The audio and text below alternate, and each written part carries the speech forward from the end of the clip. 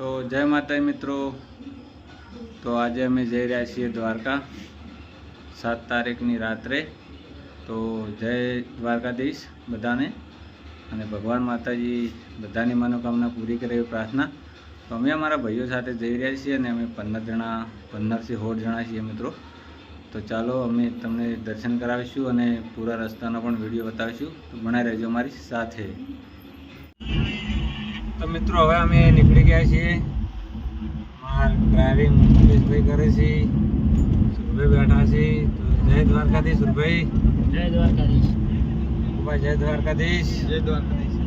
તો અમે મિત્રો કમ્પ્લેટ 9 વાગે નીકળ્યા છીએ દ્વારકા જવા માટે। અમારે અહીંયાથી 400 કિલોમીટર થાય છે મિત્રો। 400 થી વધારે છે પણ ઓછું નહીં, 500 મિત્રો। ભાઈ જેલા છે પહેલાં, એટલે મતલબ ટોટલ 500 જેવું થાય છે। તો અમારે મિત્રો આખી રાત અને કાલે 10-11 વાગે પહોંચીશું। તો મિત્રો બન્યા રહેજો અમારા બ્લોગમાં, અમે તમને દર્શન કરાવીશું અને જ્યાં જ્યાં સારા સારા સ્થળ આવશે ત્યાં ત્યાં અમે જઈશું। તો મિત્રો હવે આપણે ફરીવાર ગેસ પુરાવ્યો વિરમગામની અને ધાંગધ્રા વચ્ચે। તો બધા મસાલો માવન બાવ ખાવાનું ચાલુ કર્યું છે। તો અમારા કોથળીમાં ચપ્પલ ભર્યા, બધા આખી ટીમ ભરેલી છે, તમે જોઈ શકો છો।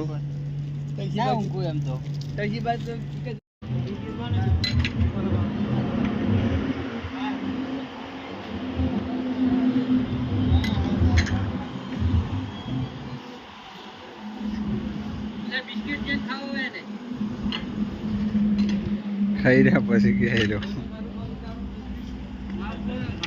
અમે હવે પહોંચી ગયા છીએ મોરબી અને બધા ફ્રેશ થઈ ગયા છે।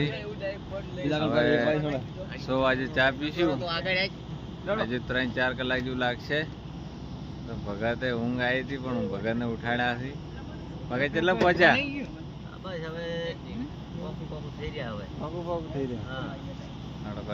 ના પહોંચી જા, અમારે 2 જણા ઉપર બેઠા છે, બીજા બધા બેહારા। મોર્નિંગ, જય માતાજી મિત્રો। તો અમે પહોંચી ગયા છીએ દ્વારકાથી પહેલા મિત્રો ગામ છે, તો ઉલટું ગામ છે, નામ નહીં આવડતું। તો હવે સવાર પડી ગઈ છે, અમારે ટોટલ 7 કલાક થઈ ગયા છે, 7 કલાક જેવું થયું છે। હજુ દ્વારકા આપણે 175 કિલોમીટર બાકી છે। ગયા છે આગળ, ગાડી ચલાવે છે, બનાવે છે અમારા બ્લોગમાં મિત્રો। હવે વહેલા ચા પીવા તૂટી પડ્યા છે। 4 તો વેફર છે। આ અમાર ચમનલાલ તો 3 વેફર, 4 તો સવર્ણ લઈને આવ્યા છે। આ ભૂખ કાઢી છે। આ સાની ગટર,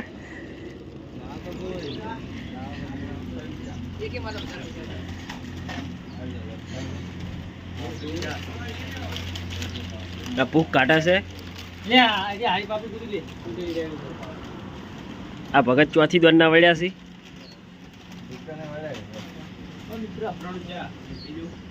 આ પીતા ઠોડ્યો અને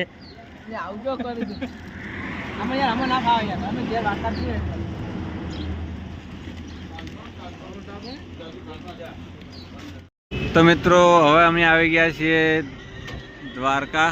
આ છે દ્વારકાનો મેન ગેટ, જુઓ મિત્રો।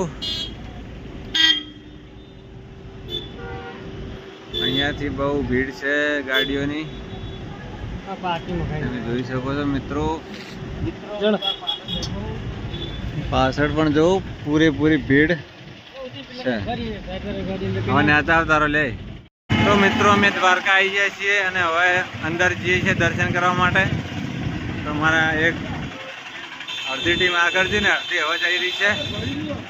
તો બને રહેજો અમારા વ્લોગમાં, હું તમને ભગવાન કૃષ્ણના દર્શન કરાવીશ। જો અંદર ફોન અલાઉડ નહીં હોય તો બહારથી નજારો દેખાડીશ મિત્રો। તો મિત્રો જોઈ શકો છો સામે ભગવાન શ્રી કૃષ્ણનું મંદિર દેખાય છે।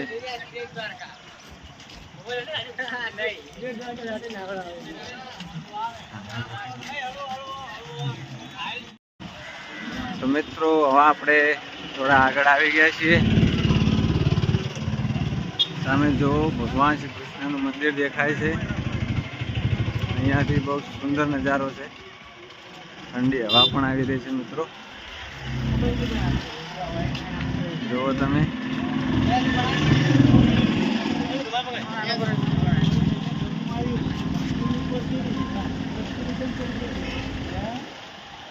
અમારા સુરભા પણ આગળ આગળ ચાલી રહ્યા છે.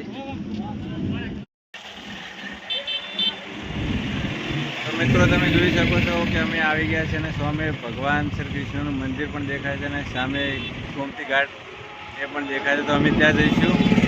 અમારા બધા ભાઈઓ આગળ જઈએ.